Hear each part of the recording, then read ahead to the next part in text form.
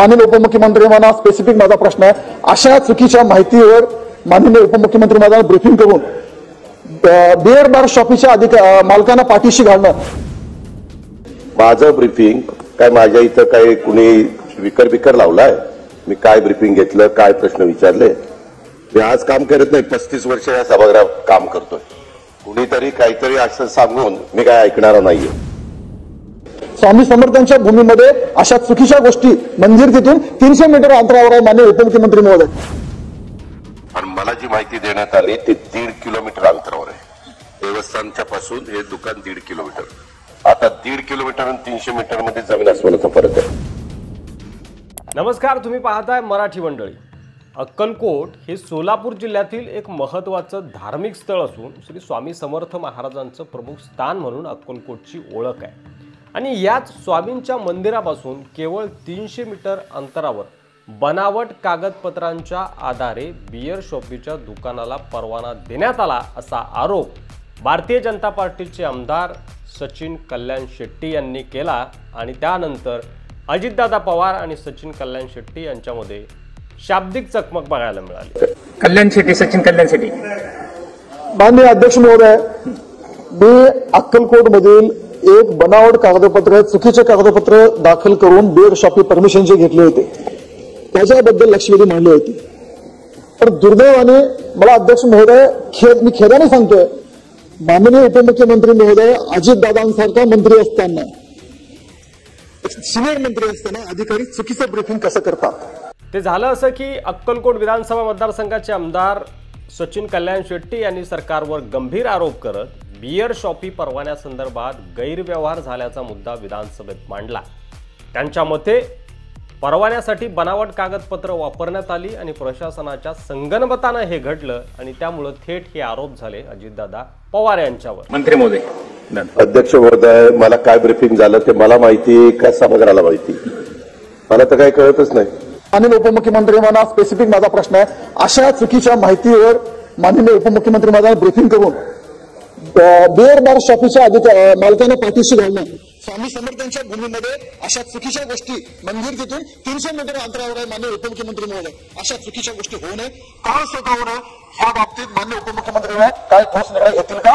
आणि एसपी असतील, त्यांचे पीआय असतील, क्षेत्रीय अधिकारी असतील, त्यांनी चुकीचा अहवाल ब्रीफिंग केलाय त्यांच्यावर कारवाई कराल का? आता सन्माननीय सदस्यांनी सचिन कल्याण शेट्टी साहेबांनी काही तिथं ऑब्जेक्शन घेतलेलं आहे किंवा ती माहिती त्यांनी चुकीची दिली, अमुक दिली. मी राज्य स्तरावर इथं एक्साईजच्या कमिशनरला ही सगळी चौकशी करायला सांगली की यामध्ये काय खालचे कुठे अधिकारी चुकलेत का? कारण एखादं दुकान देत असताना काही पद्धत आहे, काही कागदपत्र मागायची तर ती कागदपत्र चुकीची आलीत का? जे म्हणतायत तशा पद्धतीनं झालंय का? आणि झालं असेल तर जो कुठे अधिकारी दोषी असेल त्याच्यावर कारवाई त्या ठिकाणी केली जाईल. सचिन कल्याण शेट्टी यांचे आरोप संपल्यानंतर अजितदादा पवार काहीसे संतापलेले देखील बघायला मिळाले. सचिन कल्याण शेट्टी यांनी ज्या अधिकाऱ्यांकडे या विषयाची तक्रार केली होती त्यांनी या विषयाची गांभीर्यानं दखल घेतली नाही अशी लक्षवेधी देखील सचिन कल्याण शेट्टी यांनी आज विधिमंडळामध्ये मांडली. मला तर काही कळतच नाही. माझं ब्रीफिंग काय माझ्या इथं काय कुणी विकर लावलाय? मी काय ब्रीफिंग घेतलं, काय प्रश्न विचारले? मी आज काम करत नाही, 35 वर्ष या सभागृहात काम करतोय. कुणीतरी काहीतरी असं सांगून मी काय ऐकणार नाहीये. याचा अर्थ अजितदादांवर असंच ब्रीफिंग झालं असेल असं समजून मी त्याच्यावर भाष्य केलेलं आहे. आणि माझं अधिकाऱ्यांशी कुठलेही वैयक्तिक काही वाद नाही किंवा देणं घेणं नाही.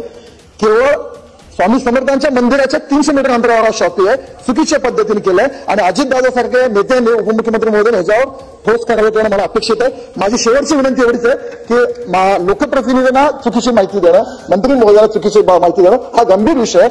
माननीय उपमुख्यमंत्री महोदयांनी अधिवेशन संपण्याच्या आत किंवा लवकरात लवकर त्यांच्या स्वतःच्या उपस्थितीत हा बैठक घेऊन जर अधिकारी त्यात चुकीचे वागले असतील एक्साईजचे तर त्यांच्यावर कारवाई करायला का, एवढीच मला अपेक्षा आहे.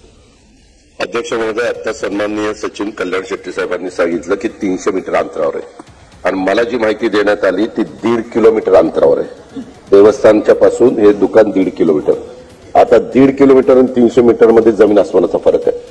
हे आणि त्यांनी जी काही अधिकची माहिती दिली त्याच्यामध्ये जर अधिकारी यामध्ये चुकीची माहिती देत असतील तर कमिशनरच्या लेवलला चौकशी करून त्या संबंधित अधिकाऱ्यांच्यावर कारवाई केली जाईल. त्यावर अजितदादा पवार यांची प्रतिक्रिया काय होती तर त्यांनी थेट उत्तर देताना सांगितलं की मी 35 वर्ष काम करतोय, कुणाच्या तरी सांगण्यावरून मी निर्णय घेत नाही, मला काय करायचं ते मी करेन.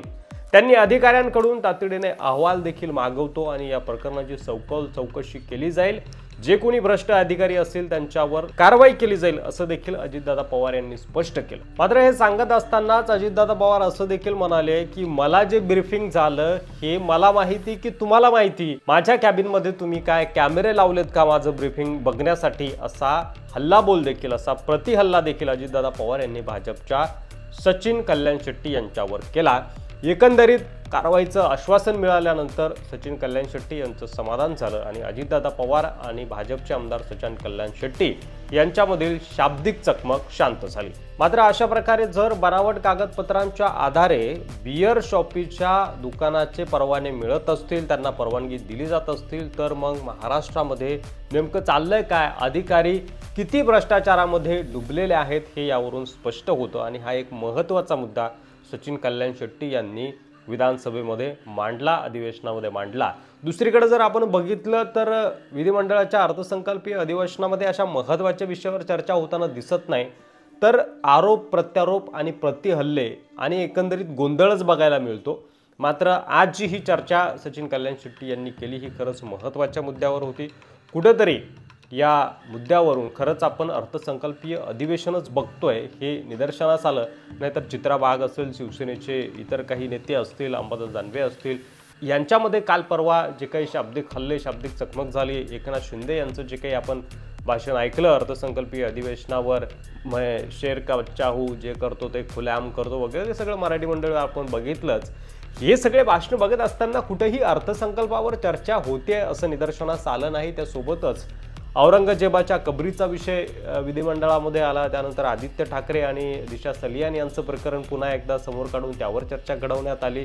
हे जे काही मुद्दे विधिमंडळामध्ये गाजवण्याचा प्रयत्न केला गेला, यावरून कुठेही दिसलं नाही की अर्थसंकल्पावर चर्चा होते. मात्र मध्ये मध्ये असे काही महत्त्वाचे मुद्दे विधिमंडळामध्ये चर्चेला येत असतात. जे काही चांगले आमदार आहेत, जे खरंच महत्त्वाच्या मुद्द्यावर लक्ष वेधतात, त्यांचं खरं तर आपण समर्थन केलं पाहिजे, त्यांना पाठिंबाच दिला पाहिजे. या विषयावर तुम्हाला काय वाटतंय, तुमचं मत कमेंट बॉक्समध्ये लिहायला विसरू नका. व्हिडिओ जर आवडला असेल तर जास्तीत जास्त शेअर करा. धन्यवाद.